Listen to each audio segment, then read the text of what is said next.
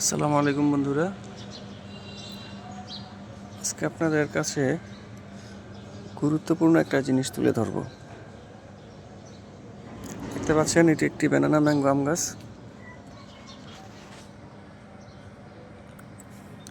একটি হাফ ড্রামে লাগানো। এই আম গাছটি এক ডাল বিশিষ্ট, খুব লম্বা হয়ে গিয়েছিল। অল্প বাতাসেই চারিদিকে হেলে দুলে পড়ে যেত। সেজন্য এটা আমি হাত পুনিং করে দিয়েছি। হাত পুনিং করার পরে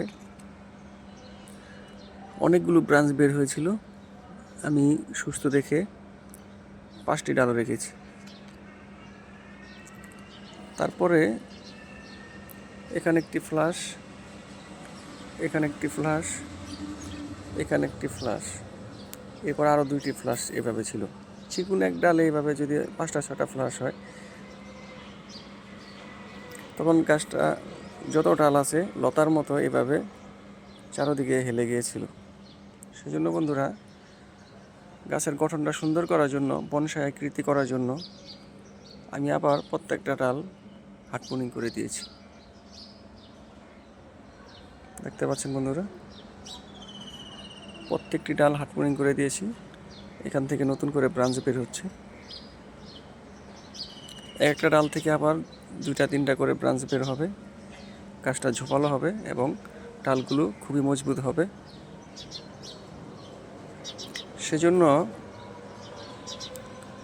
গাছ যেহেতু আছে, ফল নেওয়া যাবে, গাছ বেঁচে থাকলে ফল হবে।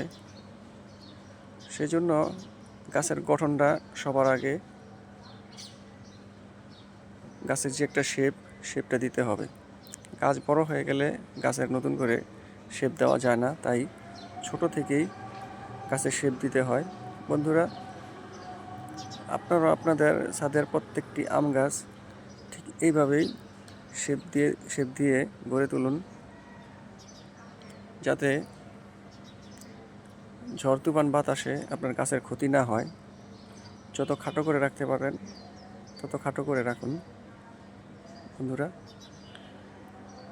ব্যানানা ম্যাঙ্গো গাছের ডাল খুব লতার মতো লম্বা লম্বা হয়ে চারদিকে হেলে পড়ে যায়। সেই জন্য হাত পুনিং করার কারণে গাছটা খুব শক্তিশালী, ডালগুলো খুব শক্তিশালী হবে। দেখতে পাচ্ছেন বন্ধুরা, এটা একটা বনসাই আকৃতির খাটো জাতের আম গাছ গড়ে তুলেছি। ইনশাল্লাহ এটা আরও ব্রাঞ্চ বের হবে।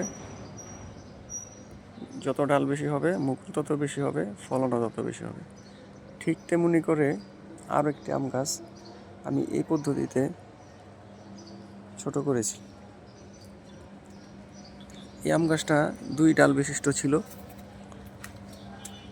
এখানে এক ডাল, এখানে এক ডাল লম্বা ছিল। এটারও একই অবস্থা ছিল। পরে দুটোটা ডাল কেটে দিয়ে গাছটা খুব খাটো করে বনসাই আকৃতি দিচ্ছি। দেখতে পাচ্ছেন বন্ধুরা, 2টা ডাল থেকে কয়টা ডাল বের হয়েছে।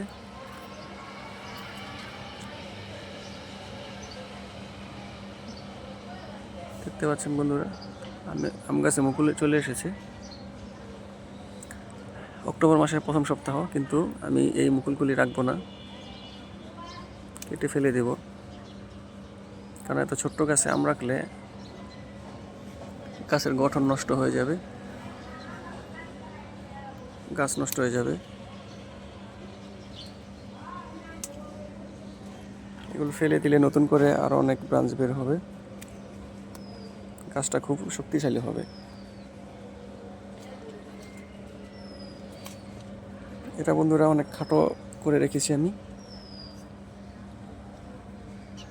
ইনশাল্লাহ গাছটা যখন বড় হবে দেখতে খুবই সুন্দর দেখা যাবে।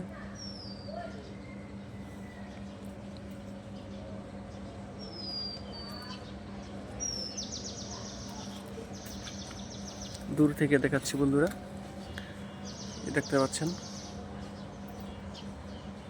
ছোট্ট একটি বালতিতে লাগানো। গাছটার শিকড় যখন আরও হবে, গাছটা একটু বড় হবে তখন আমি গাছটা হাফ ড্রামে দিয়ে দিব।